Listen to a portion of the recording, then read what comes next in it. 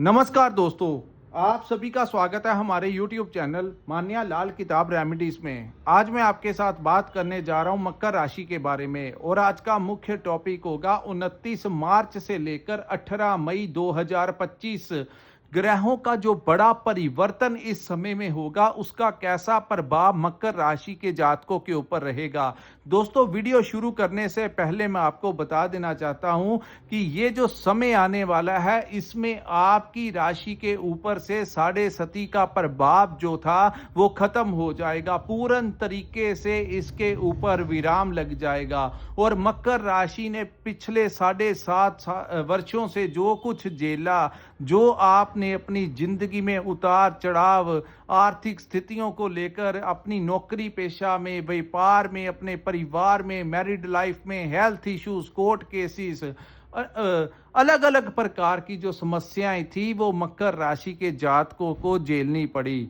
लेकिन वो कहते हैं कि समय जो होता है वो एक जैसा नहीं रहता है। जैसे ही 29 मार्च का समय आएगा, शनि का प्रभाव जो है साढ़े सती का, वो आपकी राशि से समाप्त हो जाएगा। सो ये जो आने वाला समय है, इसमें कुछ ऐसी ग्रहों की युतियां बनने जा रही हैं जिनका आपके ऊपर प्रभाव जो है वो देखने को मिलेगा। दोस्तों, 29 मार्च को इस वर्ष का सबसे बड़ा सूर्य ग्रहण लग जाएगा। हालांकि इस ग्रहण का प्रभाव भारत के ऊपर नहीं होगा, लेकिन फिर भी सूर्य देव को ग्रहण लगेगा तो आप देखेंगे कि इसका प्रभाव पूरे ब्रह्मांड में देखने को मिलेगा। जहां पर देश विदेश में आपको कुछ ऐसी खबरें सुनने को मिल सकती हैं, दो देशों में आपस में विवाद की स्थितियां उत्पन्न हो सकती हैं, दो कम्युनिटीज में आपस में धर्म के नाम के ऊपर कुछ ऐसी गतिविधियां आप लोगों को दिख सकती हैं। तो ये और कुछ नहीं है, ये ग्रहों का प्रभाव है। और ये जो युतियां बनने जा रही हैं, ये दोस्तों मीन राशि में बनेंगी और इसका कैसा प्रभाव मकर राशि के जातकों के ऊपर होगा, ये वीडियो आपको अंत तक सुनना है, क्योंकि आज इस वीडियो में मैं आपको बताऊंगा क्या क्या लाभ आपको इस समय में मिल सकता है और क्या परिवर्तन होने वाला है और किन चीजों से आपको थोड़ा सा इस 1.5 महीने के समय में अपना बचाव करके चलना है। सो दोस्तों, ये जो आपके सामने मैंने कुंडली बनाई है, ये आपकी चंद्र राशि के अनुसार मकर राशि की कुंडली है। जिनकी जन्म राशि मकर है या जिनकी नाम से मकर राशि है, उनके लिए ये वीडियो बहुत इंपॉर्टेंट होने वाला है। हालांकि यहाँ पर सबसे ज्यादा ध्यान में रखा जाता है कि किस ग्रह की महादशा और अंतरदशा चल रही है और वो ग्रह जिन भावों में बैठे होते हैं उनका प्रभाव सबसे ज्यादा देखने को मिलता है। लेकिन इस ग्रहण का भी प्रभाव जो होगा वो देखने को मिलेगा। सो दोस्तों, आपका 3rd हाउस, जिसमें शुक्र, बुध, राहु, शनि और सूर्य, ये सारे के सारे ग्रह जो हैं वो 3रे भाव में बैठ जाएंगे। सो आप लोगों को यहाँ पर आपके भाग्य में कोई नया रास्ता इस समय खुल सकता है। यहाँ पर ये युति जो है आप लोगों को कोई लाभ जो है इस समय देने वाली है। एक नया परिवर्तन जो है, एक नया रास्ता मकर राशि के जातकों के लिए। जो लोग अब तक निराश थे और उनको लग रहा था कि करियर में पता नहीं आगे क्या होने वाला है, क्या नहीं होने वाला है, तो मैं आपको बता दूं कि आने वाला जो समय है, ये आपके सारी ही पीड़ा जो आपकी जिंदगी में, जो तनाव आपके ऊपर, जो संघर्ष आपके ऊपर आपके जीवन में चल रहा है, जिन परिस्थितियों की आपको समझ नहीं आ रही, ये चीजें ज्यादा दिन तक रहने वाली नहीं है। समय का परिवर्तन आपके फेवर में होगा। सो आइए जानते हैं दोस्तों, 3rd हाउस में जैसे ही ये सूर्य देव को पीड़ित अवस्था में आ जाएंगे। सो दोस्तों, सबसे पहले समझते हैं कि 3rd हाउस क्या होता है। 3rd हाउस जो होता है हमारे साहस और पराक्रम का भाव होता है। 3rd हाउस कुंडली का जो होता है, ये हमारे दोस्तों मित्रों का भाव होता है। तो यहाँ पर सूर्य देव को ग्रहण लगने से आप लोगों को कुछ चीजें जो हैं, जहां पर ये युति आपको लाभ देगी, साहस और पराक्रम आपको हिम्मत देगी आगे बढ़ने के लिए, वहीं इस समय को किस प्रकार से मैनेज करना होगा। दोस्तों, कई बार जिंदगी में एकदम से ऐसी एनर्जी जो ग्रहों की होती है आपकी बॉडी को बूस्ट करती है, आपको आउट ऑफ द कंट्रोल कर देती है, क्योंकि साहस के भाव में इतने शूर वीरों का बैठना कहीं ना कहीं आपकी बॉडी लैंग्वेज जो होगी, आप अपने काम के प्रति चाहे आप व्यापार करते हैं, चाहे आप नौकरी करते हैं, तो आप बड़े उत्तेजित हो सकते हैं। तो यहाँ पर ये ध्यान देखना होगा कि जोश के साथ होश का भी मैनेज जो है वो करके ही चलना होगा, क्योंकि मंगल भी बहुत ज्यादा उच्च अवस्था छठे भाव में बैठे हैं, जहां पर मंगल दिग्बली हो जाते हैं। तो कई बार ग्रह ऐसी स्थितियों में आ जाते हैं कि इंसान से जो मैनेजमेंट नहीं हो पाती कि इस समय का फायदा कैसे लेना है, वो बौखलाहट में चला जाता है। तो ऐसा नहीं करना है, बेचैन नहीं होना है, और बड़े धैर्य से अगर कुछ चीजें नहीं समझ लगती तो आप अपने गुरुओं से, अपने पिता से, या जिसको भी आप अपना विद्वान समझते हो, उनकी समझ से, उनकी गाइडेंस के ऊपर आप चलकर आगे बढ़ सकते हैं। सो ज्यादा तनाव में आने की या एक्साइटमेंट में आकर बेचैन होने की जरूरत नहीं है। और कई बार ज्यादा ही जोश जो होता है वो कुमनी अब आपकी जो वाणी होती है उसको प्रभावित कर देता है। हो सकता है आप किसी दोस्त मित्र से बात करें तो आपका बात करने का जो सलीका हो, आपके दोस्त मित्र को ऐसा लगे कि आपकी अंदर ईगो आ गई है। सो खास करके अपने मित्रों से किसी प्रकार का विवाद नहीं करें, क्योंकि खास करके 14 अप्रैल 2025 जब तक सूर्य उस भाव में ग्रहणित अवस्था में रहेंगे, आपके दोस्त मित्र के साथ बेमतलब का वाद विवाद इस समय आपका हो सकता है। और इस समय आप किसी दोस्त से झूठा कमिटमेंट नहीं करना। अगर आप प्रॉमिस को निभा सकते हैं, अपने वचन को निभा सकते हैं, तो आप उनका काम कर सकते हैं, तभी आप उनको प्रॉमिस कीजिए। अगर नहीं कर सकते हैं तो फेक प्रॉमिस ना करें, ताकि आपका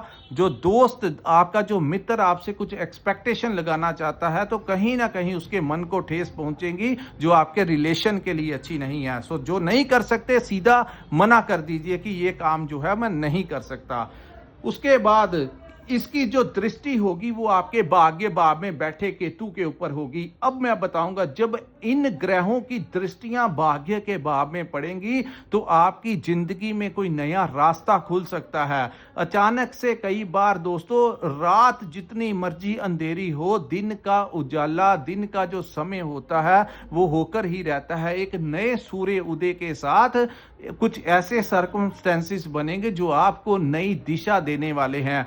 कोई फर्क नहीं लगेगा। हो सकता है कि आपको आने वाले समय के लिए कुछ विचार, कुछ ऐसी मीटिंग्स जो है आपके व्यापार के लिए आपकी बनती हुई दिखाई दें। कहीं कुछ नौकरी में बदलाव लाना चाहते हैं तो एकदम से कुछ क्विट नहीं करना है। धीरे धीरे परिस्थितियां जो हैं वो आपके फेवर में होती जाएंगी। लेकिन इस समय क्योंकि ग्रहों का प्रभाव थोड़ा सा उलट पुलट है, तो कहीं ना कहीं बड़ा एक्शन या बड़ा इन्वेस्टमेंट नहीं करना है, एकदम से नौकरी छोड़ नहीं देनी है। तो ऐसी चीजों से आपको थोड़ा सा बचाव करके चलना होगा, यानी कि पेशेंस जो है वो आप लोगों को रखनी होगी। जिनकी कुंडली में चंद्रमा की अवस्था अच्छी होती है, ऐसे लोग तो धैर्य के साथ चलते हैं। लेकिन जिनकी चंद्रमा की ही पीड़ित होता है, तो ऐसे लोगों के पास ज्यादा धैर्य नहीं होता और पेशेंस नहीं वो रख पाते, और जल्दबाजी में जल्दी जल्दी में कुछ गलत कर लेते हैं। तो अगर आपकी कुंडली में चंद्रमा पीड़ित है तो ये समय आपको थोड़ा सा धैर्य पूर्वक ही निकालना होगा। उसके बाद दोस्तों, यहां पर केतु के ऊपर गुरु की भी दृष्टि पड़ रही है। सभी ग्रहों की दृष्टियां पड़ेंगी। 14 अप्रैल को सूर्य जो है वो आपके 4th हाउस में आ जाएंगे, और फिर शुक्र, बुध, राहु और शनि की दृष्टि जो है वो केतु के ऊपर पड़ने से 14 के पश्चात का जो समय होगा 18 मई तक, कोई भाग्य में बड़ा बदलाव लेकर आ सकता है। कोई नौकरी नहीं लग रही तो अच्छी डेजिग्नेशन पे नौकरी लग सकती है। प्रमोशन नहीं मिल रहा तो कोई प्रमोशन मिल सकता है। किसी अच्छी कंपनी में आपकी स्विचिंग हो सकती है। व्यापार के लिए नई डील्स, कुछ ना कुछ आप लोगों का फेवर करेगा। वहीं दोस्तों, मंगल जो है वो भी केतु की तरफ देखने से, मंगल जब केतु की तरफ देखते हैं तो अंगारक दोष का निर्माण होता है। यहां पर जो 9th हाउस होता है वो हमारे पिता का भाव होता है, हमारे गुरुओं का भाव होता है। तो इस समय ध्यान क्या रखना है, क्योंकि सूर्य ऑलरेडी पीड़ित अवस्था में होंगे, तो 14 तक आप लोग ध्यान रखिए। 14 अप्रैल तक अपने पिता की सेहत का आपको ध्यान रखना होगा। वहीं उनके साथ किसी भी बात को लेकर वाद विवाद की स्थितियों को आगे नहीं जाने देना। अगर वो आपसे कुछ कह भी दें तो आपको एक्शन का गुस्से में आकर रिएक्शन नहीं कर देना, जिससे आप उनके मन को ठेस पहुंचा सकें। दूसरा, इस भाव को गुरुओं का भी भाव कहा जाता है। गुरु क्या होते हैं? एक गुरु वो होता है जो हमारा आध्यात्मिक गुरु होता है। दूसरा, जहां पर हम अपनी शिक्षा लेते हैं, जैसे आपके टीचर्स हो गए, लेक्चरर्स हो गए, प्रोफेसर्स हो गए। तीसरा, जहां पर आप कोई काम करने की ट्रेनिंग लेते हैं, जिंदगी में आगे बढ़ने के लिए कुछ करना चाहते हैं, वहां से आप कुछ ट्रेनिंग ले रहे हैं, तो उनके साथ इस समय किसी छोटी छोटी बातों को लेकर आपको इरिटेशन में आकर, क्योंकि ऊर्जा बहुत होगी, तो कहीं बड़ों का सम्मान मत भूल जाना। और ये समय थोड़ा सा धैर्य करके अगर आप उनका उल्टा आशीर्वाद लेकर चलेंगे, तो ये समय अगर आप उनकी गाइडेंस से चलेंगे तो काफी आपको लाभ होगा। लेकिन अगर आपने इस ऊर्जा में किसी की परवाह नहीं की, तो आप लोगों को प्रॉब्लम जो है वो क्रिएट हो सकती है। सो दोस्तों, ये है 29 मार्च से लेकर 18 मई 2025 में जो बड़ा बदलाव होने वाला है, ये मकर राशि के जातकों को कोई नया रास्ता खोलने वाला है। मंगल जो है वो छठे भाव में बैठे हैं, तो रोग, ऋण और शत्रु के भाव में बैठे। तो दोस्तों, थोड़ा सा हेल्थ के प्रति आप लोगों को अवेयर रहने की जरूरत है। मंगल जब केतु को देखते हैं तो कोई ना कोई एलर्जी जो होती है, क्योंकि मंगल खुद रोग के भाव में बैठे हैं, तो यहां पर कोई ना कोई ब्लड इन्फेक्शन या किसी भी प्रकार की शरीर में कुछ ना कुछ इन्फेक्शन करने की कोशिश होती है। तो आप लोगों को अपने खान पीन का, बाहर जा रहे हैं तो ग्लासेस वगैरह वेयर करके जाइए। ज्यादा ट्रैवलिंग इस समय आप लोग थोड़ा कम कीजिए। ज्यादा तेज ड्राइव नहीं करनी है आपने। इन चीजों का आप लोगों को ध्यान देकर ये जो कुछ समय जो होता है वो निकालना होगा। जब ये समय निकल जाएगा तो धीरे धीरे सारी गाड़ी जो है वो पटरी के ऊपर आ जाएगी। लेकिन विशेषकर ये जो समय 14 अप्रैल या 18 मई तक भी दोस्तों, थोड़ा सा आप लोगों को अपनी जीवन पेशे में धैर्य बनाना है, लालच नहीं करना है, क्रोध में नहीं आना है, बात करते हुए बड़े सम्मान के साथ आपको बात करना है, किसी से झूठा प्रॉमिस नहीं करना है। खान पीन का ध्यान दीजिए, विशेष करके जिन लोगों को डायबिटीज है या कुछ ना कुछ दिक्कत है, उन लोगों को अपनी सेहत का, अपने खान पीन का और डेली रूटीन में आप लोग अपनी एज के अकॉर्डिंगली हेल्थ क्लब जाइए, एक्सरसाइज कीजिए, वॉक कीजिए, सैर कीजिए, व्यायाम कीजिए, योगा कीजिए। लेकिन फिजिकली मकर राशि वालों को कुछ ना कुछ सलाह दी जाती है इन चीज़ों को करने की, और अच्छी हेल्दी डाइट खाइए, बाहर का अवॉइड कीजिए। सो दोस्तों, ये था मकर राशि वालों के लिए इस समय का किस प्रकार से प्रभाव होगा। अगर आपको ये वीडियो अच्छा लगा हो तो कृपया इस वीडियो को लाइक कीजिए, हमारे चैनल को सब्सक्राइब कीजिए और नीचे कमेंट सेक्शन में कमेंट करके जरूर बताइए कि आपको ये वीडियो कैसा लगा। अगर आपने अपनी जन्म कुंडली का विश्लेषण करवाना होगा तो स्क्रीन के ऊपर जो नंबर दिया है वहां पर आप हमारे साथ संपर्क करके अपनी कुंडली का पूर्ण विश्लेषण करवा सकते हैं। इसी के साथ इस वीडियो को मैं विराम लगाता हूं। नमस्कार, जय माता दी।